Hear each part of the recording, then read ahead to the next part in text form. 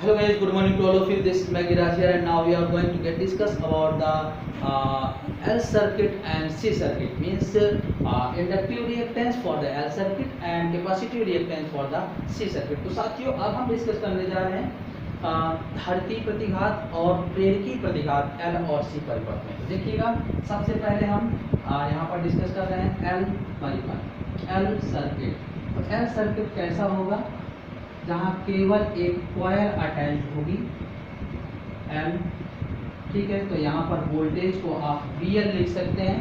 तो L जब attach होगा तो आप जानते हैं वोल्टेज लीड करेगा करंट को, E equal to E not sine omega T plus phi and I equal to I not sine omega T. और फाई की वैल्यू कितनी होती है, 90 डिग्री, ठीक है ना। तो अब यहाँ पर XL होता है, जैसे अभी हमने R निकाला था, वैसे L जब अटैच होगा तो L पर रेजिस्टेंस प्रतिरोध जो होता है उसको हम बोलते हैं प्रेरकीय प्रतिघात, प्रेरकीय प्रतिघात, इंडक्टिव रिएक्टेंस, ठीक है ना। XL की वैल्यू होती है ओमेगा L, या XL इक्वल टू लिख सकते हैं 2 पाई f इंटू L। और ध्यान रखिएगा कि V equal to I R जैसे लिखते हैं तो I XL हो जाएगा, इसका यूनिट ओम ही होता है, ठीक है। तो L पर वोल्टेज की वैल्यू आप ऐसे शो कर सकते हैं, ठीक है ना। अब देखिएगा यहाँ पर अगर हम पावर कैलकुलेट करते हैं तो P equal to E into I, तो E not I not sine omega T plus five और साइन ओमेगा टी, ऐसे आएगा। दोनों का मल्टीप्लाई कर दिया वैल्यू का, तो ये P bar equal to E R M S I R M S into cos phi, ये आ जाएगा। और फाइव की वैल्यू 90 डिग्री है, तो P बार की वैल्यू क्या हो जाएगी, 0। क्यों? क्योंकि cos 90 की वैल्यू क्या होती है, 0। तो जब यहाँ 0 रखेंगे तो पूरी वैल्यू 0 हो जाएगी। यानी ये कह सकते हैं कि L परिपथ में औसत शक्ति शून्य होती है, एवरेज पावर कितनी होती है, 0 होती है। तो ये आया। और cos फाई क्या है, power factor, where cos phi equal to power factor, यानी शक्ति गुणांक, इसको शक्ति गुणांक बोलते हैं। और ये अभी हम आगे जब सी सर्किट यूज करेंगे तब सॉल्व करेंगे हम, सॉरी RL और RC सर्किट। तो अब हम देखते हैं यहाँ सी सर्किट, यानी सी परिपथ। सी परिपथ में केवल एक संधारित्र जुड़ा होगा C, तो यहाँ पर वोल्टेज जो होगा C पर VC होगा। और यहाँ पर आपको पता है E equal to E not sine omega T और I equal to I not sine omega T plus phi होता है, और फाइव की वैल्यू 90 डिग्री, ठीक है ना। तो यहाँ पर जो XC आएगा, इसका जो प्रतिघात होगा उसको बोलते हैं धारितीय प्रतिघात, धारितीय प्रतिघात। ये भी C के सिरों पर प्रतिरोध है, यानी इसको बोलते हैं कैपेसिटिव रिएक्टेंस।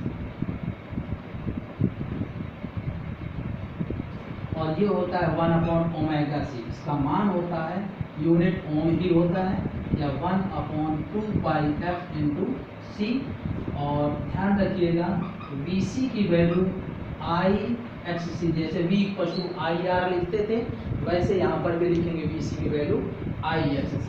अब देखते हैं कि यहाँ पर पावर कितना होगा, तो यहाँ पर भी पावर 0 ही होगी। कैसे, P bar equal to E into I जब रखेंगे तो E not sine omega T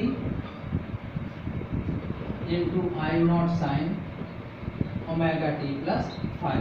तो जब इसको सॉल्व करेंगे तो ई नॉट आई नॉट और ये दोनों एक साथ मल्टीप्लाई होंगे, तो ये आ जाएगा sine omega T sine omega T plus phi. Solve करिए तो E R M S I R M S into cos phi इतना आएगा। और फाई की वैल्यू 90 डिग्री है, तो P बार की वैल्यू 0 आएगी, ठीक है ना। तो ये होगा सी सर्किट में पावर, ठीक है। अब देखते हैं RL एंड RC सर्किट। तो RL circuit and RC circuit,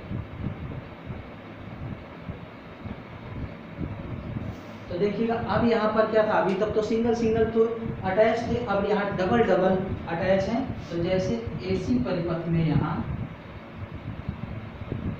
RL,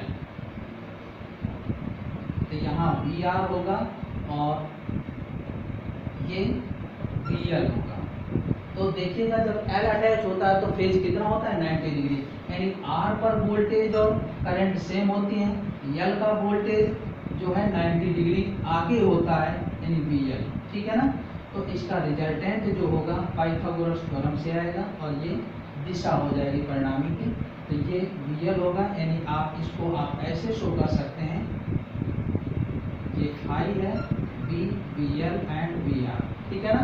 तो इसमें जब पाइथागोरस थ्योरम यूज करेंगे तो V square equal to VR square plus VL square, ठीक है। या finally V upon I equal to under root R square plus XL square, और ये होती है Z और इसी को बोलते हैं प्रतिबाधा। प्रतिबाधा बोले तो इम्पीडेंस, ठीक है ना, ये होती है प्रतिबाधा। तो Z की वैल्यू आ जाएगी under root R square plus XL square, ठीक है। और इसी तरीके से अगर हम डायरेक्शन निकालें, दिशा, तो tan phi equal to VL upon VR, ठीक है, या XL अपॉन R भी हो जाएगा, ठीक है। तो इस तरीके से ये आएंगे, ठीक है।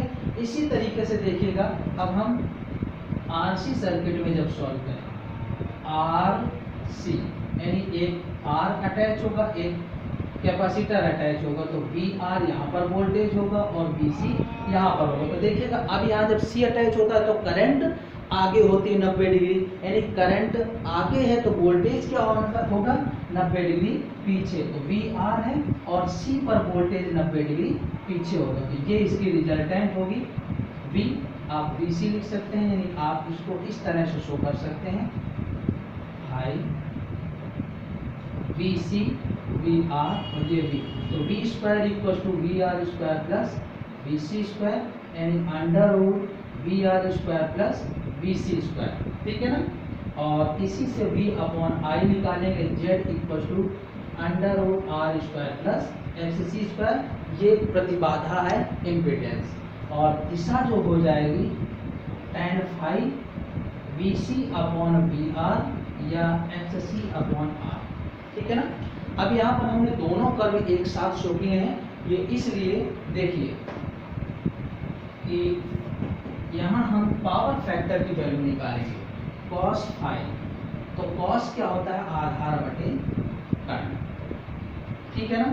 या आप लिख सकते हैं VR upon under root VR square plus BC square, या इसकी value R upon under root R square plus, sorry ये L है तो ये BL स्क्वायर होगा और ये XL स्क्वायर होगा, या R अपॉन Z इसके लिए, ठीक है ना। ऐसे जब यहाँ पर निकालेंगे cos phi, तो आधार बटे करंट यानी VR अपॉन B, तो VR upon under root VR square plus BC square, या आप इसको लिख सकते हैं R upon under root R square plus XC square, या R अपॉन Z। देखिएगा ध्यान रखना है, इसकी Z अलग थी और इसकी Z अलग है, ध्यान रखना है यहाँ पर Z equal to under root R square plus XL square, और यहाँ पर Z है under root R square plus XC square. तो ये दोनों ही सिचुएशन में पावर फैक्टर की वैल्यू निकाली, यानी शक्ति गुणांकों के मान निकाली, ओके।